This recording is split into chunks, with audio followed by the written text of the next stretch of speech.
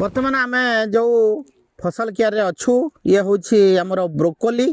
broccoli चाष गोटे भल लाभजनक चाष जे आमर साधारणतः ये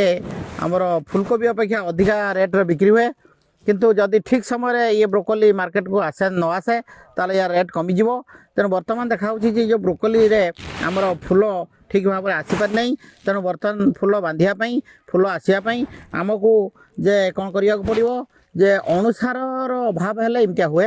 तेणु आम जिते हल कर शेष बेले से एकर प्रति 4 केजी बोराक्स बा बोरन आम माटी मिसेदेवा ताफल आमर अणुसार अभाव मेटिज तापर जदि ठीक समय न बांधिला ताले आपण प्रति लिटर पानी रे 3 ग्राम हिसाब से आपणकर जो मिश्रित अनुसार अच्छी जोटा कि जिंक अच्छी आमर आयरन अच्छी